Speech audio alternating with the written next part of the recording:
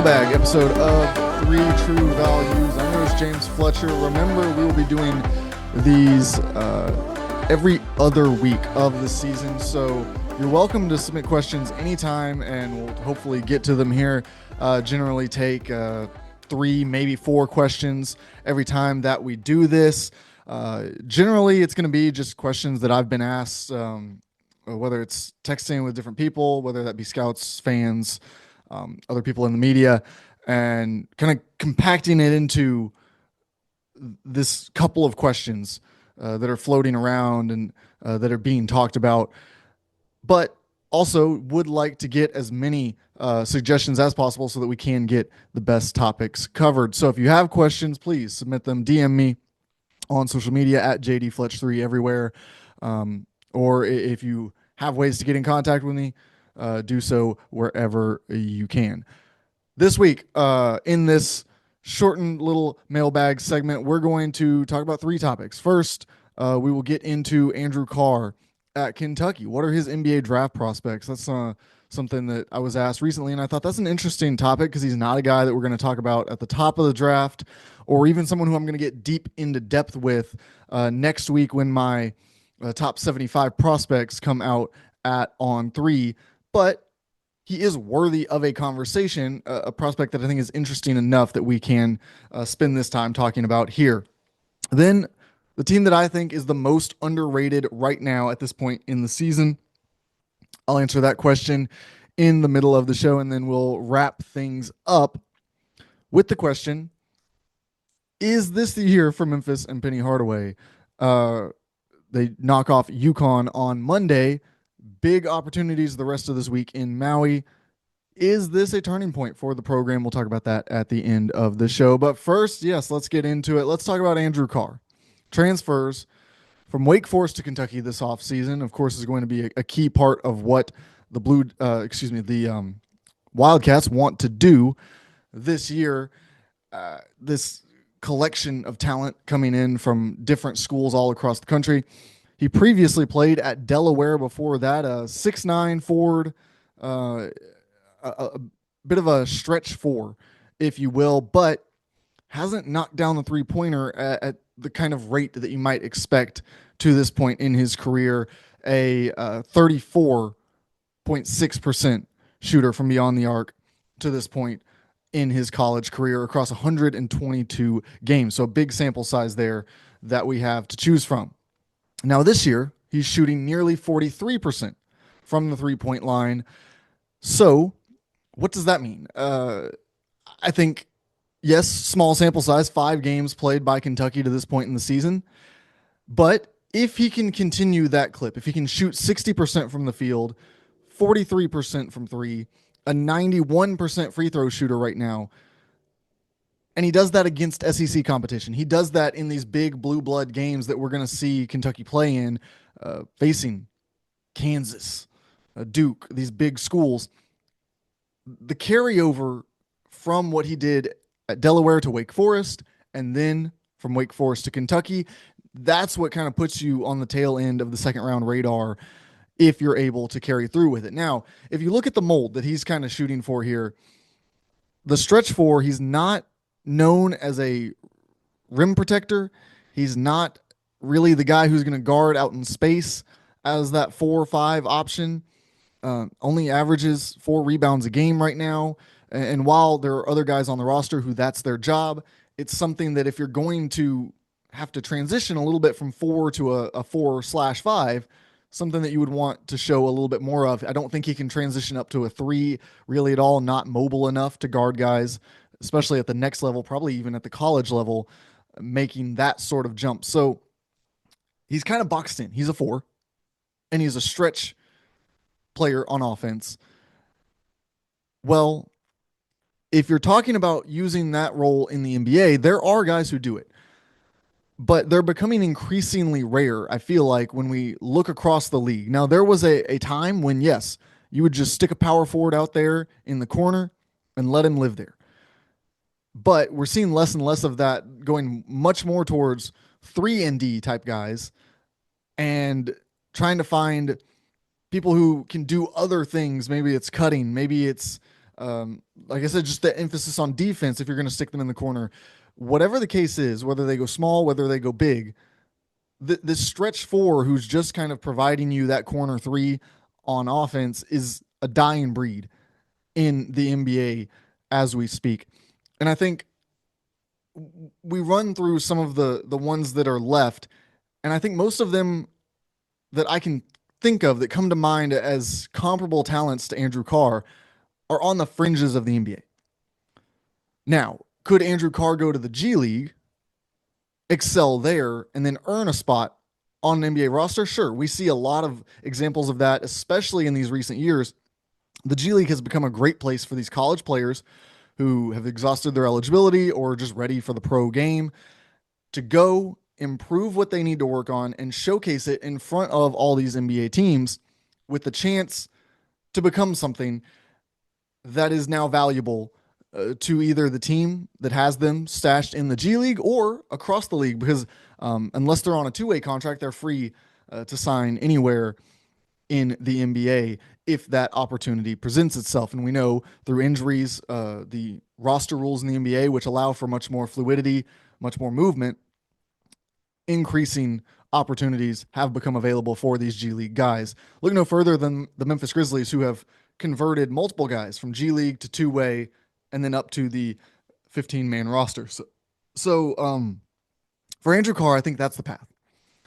I don't see him as a guy who's going to be drafted right now. Like I said, that can change if he puts in just performance after performance. But a name that popped up in the NBA last year briefly, but is in the G League, has excelled in the G League, is Matthew Hurt. And I think that there are a few similarities there between their games, what Hurt did at Duke, what we've seen so far from Carr this year, that would tell me that there's no reason he can't have that kind of success if he wants to go the G League route. Of course, there's also overseas options, or some guys are just ready to move on and pursue other ventures once they leave college basketball. But that's where we're at right now with Andrew Carr. Would not have him in the second round conversation yet.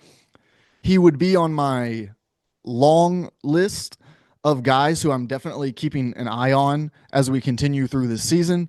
I think probably outside the top 100, but right around that number is where he is right now as we speak. But moving on, let's answer the question, who is the most underrated team in college basketball right now? And you can go a couple different ways with this. You could go with a team who's in the top 25, but you think maybe they could be the best team in college basketball this year. Or what I want to do is take time to talk about a team that I think probably should be in the top 25, at least closer to it than they are. They received votes this week for the first time to jump into the top 25, but have not yet made an appearance there. They were in my preseason top 25, and that is Providence. I know that their offensive numbers are still coming along, but a team that brings in a couple new pieces, the offense is a work in progress, but the defense ranks near the top of teams that are in the country. In all of college basketball, they're a top 25 team there. And I like what I see from this defense. They've got versatility. They've got just a wide range of guys who can contribute. And I really think between Bensley Joseph, Jabri Abdul-Rahim, Christ Esendoko, I like the core of their defense enough that I'm willing to buy in that Jaden Pierre's shooting, if it holds up, that what Wesley Cardette can provide them as he continues to adjust to the Big East game, to this higher level of competition. If those guys can carry the offense, and those defensive guys that I mentioned can contribute enough, I think this team has a real chance to be in the top 25 at some point during this season, and I think are a real contender in the NCAA tournament picture as well, to be a threat, whether it's as a 4, 5, 6, they'd be a really dangerous 8, 9, or 10 seed if they fall into that range, which it looks like based off some of the computer metrics, that might be where most people have them at this point in the season. But Providence is a team that you don't want to sleep on. They're undefeated right now, haven't played the toughest schedule, but obviously being in the Big East, they're going to get plenty of opportunities along the way to show what they've got. And if it doesn't click right away, I'm not selling my stock on them. I do think that this team has what it takes to get to March and be ready for NCAA tournament basketball. I am buying into what Kim English and that group can do this season. And we'll round out today's show by talking about the University of Memphis, Penny Hardaway, and his team, which just knocked off back-to-back champions UConn, ended their 17-game win streak. Believe the first time in, I think, 13 neutral site games that UConn has lost. They're in Maui against Memphis. And so I've been asked a couple times over the past 24 hours, is this the year that Penny Hardaway can get it done? Is this the year that the narrative shifts? Because he's had talented rosters. He's had rosters that made it to the NCAA tournament that looked really good. And it just hasn't all come together at once. You had the James Wiseman year where NCAA eligibility interferes, and then the fallout from the way that they handled the NCAA and their investigation comes back to bite them. They don't have the success that they looked like they could have in the preseason that year. Well, then you deal with eligibility issues with DeAndre Williams and what's going on there. Well, can he get healthy? All kinds of questions going on. Then you end up Amani Bates and Jalen Duren. Duren looked like he could carry you through. Bates leaves the team with a back issue, comes back. He's in the starting rotation. He's out of the lineup. Then, of course, last year, things fall apart. He's got a top 15 team in the country, and suddenly they can't beat AAC opponents. So is this the year that Penny Hardaway has gotten things together? I certainly think the formula is working. I think PJ Haggerty being the guard who handles a lot of the offensive responsibilities, that's been a staple of the best Penny Hardaway teams. Kendrick Davis, of course, the best example of that to this point in his tenure. But that ability to run the offense, get into things, and then Tyrese Hunter, I mean, he's no slouch there either. He had a huge performance offensively in that win over UConn, but he's also an all-around guy and a veteran guy who can slow things down when needed. I think that it's a really good 1-2 punch in the backcourt there. And then, of course, the 1-2 punch at center with Cisse and Danja, I think that gives them a lot of versatility. I think Nick Jourdain looks like he's better this year than he was last year, and I thought he was a really good role player last year. And like what we talked about with Parth Upadhyay before the season, I think it really comes down to this wing rotation. So far, they have shot extremely well. And this is a team that coming into the year, you would not have necessarily bet on to shoot the ball well from the perimeter because they just hadn't throughout their career. Of course, you had Colby Rogers, who had a history as a shooter. PJ Carter was a decent shooter, but Haggerty had low percentages. Hunter's percentages were nothing impressive. Okogie, again, nothing that you're excited about shooting from beyond the arc. But so far as a unit, they have shot really well from beyond the line, and some of that's going to vary. But you would rather get the front end, the high end of that variance against these high end opponents. They've beaten San Francisco. They beat UConn now, because this is the hard part of your schedule. This is the part of your resume that matters for upward trajectory. Depending on how the rest of this week goes, and we'll talk about it more on Thursday as more of this has played out, the more that goes on this week for Memphis, the higher up they move in the pecking order based off what they've been able to do so far. The question that I still have, because I think that this Memphis team, if you were going to rank the teams today, if we were going to say, all right, we have the polls, we're going to re-rank them before Tuesday and Wednesday games based on what we saw on Monday, I think Memphis probably goes into the top 15. I think after the week's all said and done, if they can win in Maui, you're talking about a top 10 team in the country. But even as a top 10 team, unfortunately, based off of last year and based off some of the different things that have happened in that program in recent years, I'm still not going to buy into them as a top 10, a true title contender until about mid-January, maybe the start of February. That's when we're going to sit down and have this conversation, if they're still rolling, about how good this Memphis team can be. And the reason for that right now is because this Memphis team has a reputation, at least in recent years, of playing to their competition. Go back and look at every game they played against Houston. It always came down to those last couple shots. But then go look at how they played against Rice last year. Head scratching losses to other teams in the AAC who they just had no business losing to over the past couple seasons that have hurt them and brought them into the bubble conversation when they probably should have been closer to a 6 or 7 seed in some of those years. And so that is the hurdle that I think they have to get over. And I understand there's new assistant coaches on the bench. This is a new group of players.